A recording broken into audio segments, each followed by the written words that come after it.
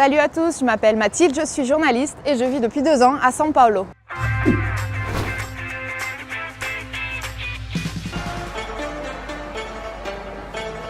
Aujourd'hui, je vous emmène dans le quartier japonais parce que je voudrais vous faire découvrir un sport plutôt hors du commun, le sumo.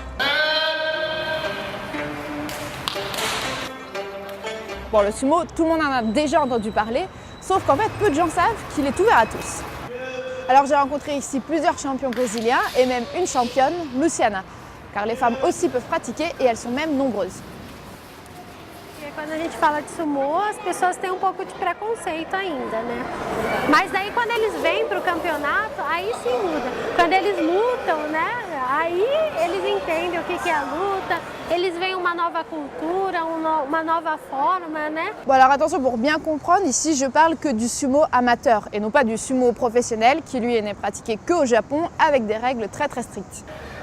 Alors il existe un championnat amateur avec plusieurs catégories de poids et là, pas besoin de peser 150 kg. Le principe est simple, il faut faire chuter son adversaire ou le faire sortir du ring qu'on appelle le dorio.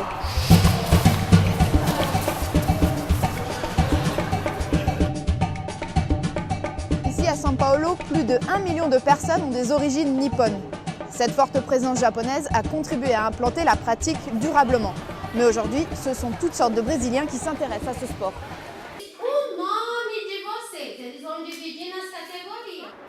Alors Luciana, elle pratique depuis plus de 15 ans et elle a déjà remporté une dizaine de compétitions internationales. Comme beaucoup, elle a commencé par le judo avant de se passionner pour le sumo. O sumo é esporte muito legal, né? Tanto de praticar quanto de assistir e ensina várias coisas. Então a pessoa luta, a gente nunca sabe quem vai ganhar, uma luta rápida, dinâmica, que você tem que pensar rápido, que você tem que agir rápido, né? Luciana est également professeure, elle entraîne des adultes mais aussi des enfants et notamment des filles. Elle est à l'origine d'un projet éducatif dans cette école de la périphérie de São Paulo.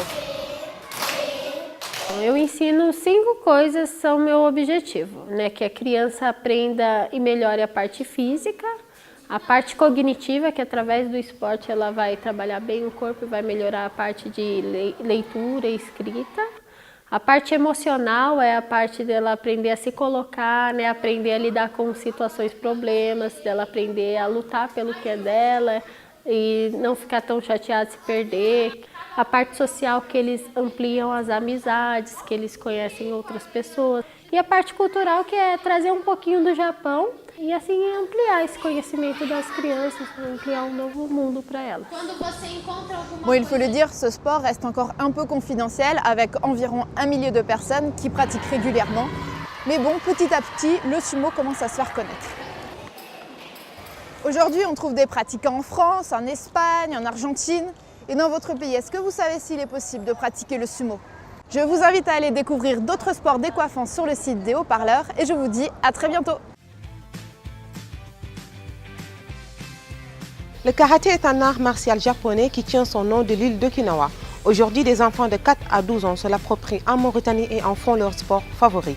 Un sport corporel